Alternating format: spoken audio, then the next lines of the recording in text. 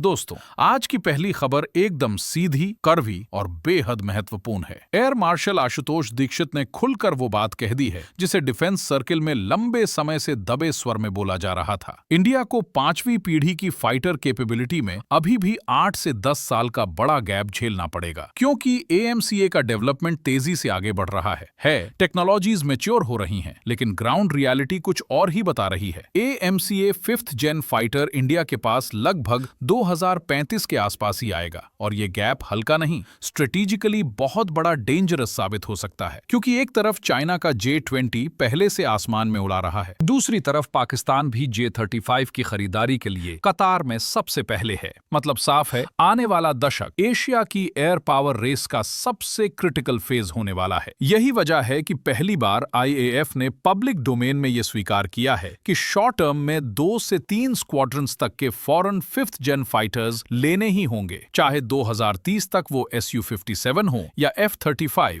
किसी एक को कंसिडर किए जा रहे हैं। लेकिन ट्विस्ट यहीं से शुरू होता है। IAF सिर्फ एक नया एयरक्राफ्ट नहीं खोज रहा। IAF चाहता है एक ऐसा प्लेटफॉर्म जो सिर्फ उड़कर ना आए, बल्कि एनिमी को 200 से 300 किलोमीटर दूर से ही मार गिराने की कैपेबिलिटी रखता हो। और अब बढ़ते हैं दूसरी खबर की, और ट्रस्ट मी, ये खबर चाइना के लिए एक डरावने सपने से काम नहीं होगा दोस्तों। बात उस हथियार की जिसे माउंटेन्स देखकर जरा भी फर्क नहीं पड़ता, ब्राह्मोस ब्लॉक 3। 2015 और 2016 के उन साइलेंट हाई एल्टीट्यूड टेस्ट ने साफ दिखा दिया था कि पर्वत उसके लिए शील्ड नहीं, बस एक ऑब्स्टिकल है जिसे ब्राह्मोस तोड़ने के लिए ही बनी है। और यहीं से ब्लॉक 3 की असली गेम शुरू होती है। ये मिसाइल वैली के अंदर अल्ट्रा लो लेवल फ्लाइट करती है और फिर टेरेन को पकड़कर ऐसे उड़ती है कि रेडार्स को सिर्फ पहाड़ दिखते हैं, मिसाइल नहीं। और फिर अचानक टारगेट के ठीक ऊपर, यानी शॉट ऐसा कि दुश्मन को समझ भी ना आए वार कहां से आया। सिंपल भाषा में कहें तो जो बंकर पहाड़ की आड़ लेकर खुद को सेफ समझ रहा है, ब्राह्मोस उसके ऊपर चील की तरह गिरती है और एक ही स्ट्राइक में गेम खत्म। और जब आप ये पूरा प्रोफाइल समझते हैं, तभी पिक्चर बिल्कुल क्लियर होती है। अरुणाचल और लद्दाख में चाइना की रिज बेस्ड डिफेंस लाइंस, जिन पर वो सबसे ज्यादा भरोसा करता है, ब्राह्मोस के सामने प्रैक्टिकली इररेलेवेंट हो जाती हैं, क्योंकि टेरेन जिसे चाइना अपनी ताकत मानता है और इंडिया उसी टेरेन को वेपन में बदल चुका है। और अब तीसरी खबर, और ये इंडिया के अनमैन्ड फ्यूचर से जुड़ी सबसे बड़ी अपडेट है। HAL ने साफ कर दिया है कि कैट्स वॉरियर UCAV की पहली फ्लाइट 2026 नहीं, अब 2027 में होगी। अब सवाल यही है, डिले क्यों? क्योंकि दोस्तों, ये कोई नॉर्मल ड्रोन प्रोजेक्ट नहीं है, ये इंडिया का पहला लॉयल विंगमैन है।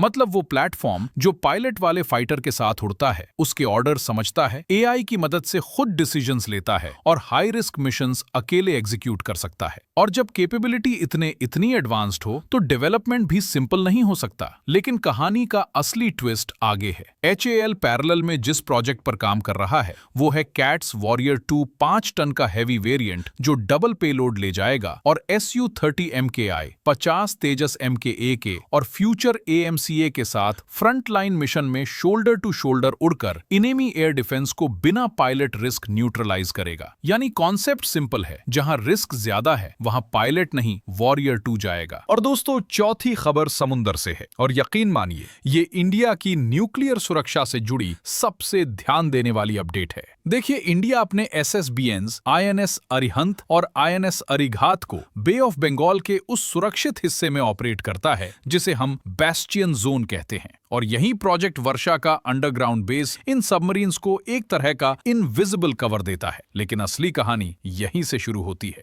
क्योंकि चाइना ने इंडियन ओशन में अकूस्टिक सर्वेलेंस की पूरी दौड़ छेड़ दी है। मतलब वो रिसर्च वेसल्स भेज रहे हैं जो थर्मोक्लाइन डेटा कलेक्ट करते हैं, वही डेटा जो अगर गलत हाथों में चला गया तो किसी भी सबमरीन की स्टेल्थ को कमजोर कर सकता है। दोस्तों, यहीं से पिक्चर बदलती है। बे ऑफ बंगाल की सुरक्षा अब सिर्फ सबमरीन से नहीं चलेगी, अब खेल मल्टी लेयर डिफेंस का है। और इसी वजह से इंडिया एक लेयर्ड ASW वॉल बना रहा है, ऊपर से भी, पानी के नीचे से भी। तो दोस्तों, चारों खबरें मिलकर जो तस्वीर बनाती हैं वो साफ है। एयरफोर्स में 5th जेन गैप है, पर इंडिया इसे स्मार्ट ब्रिजिंग से टैकल कर रहा है। हिमालयस में ब्रह्मोस ने टेरेन को ही बेकार कर दिया है। आपको क्या लगता है? कमेंट में अपनी राय जरूर बताइए। और अगर वीडियो इन्फॉर्मेटिव लगा हो तो लाइक करें, और ऐसी ही ऑथेंटिक डिफेंस अपडेट्स के लिए इंडियन डिफेंस चैनल को सब्सक्राइब करें। जय हिंद।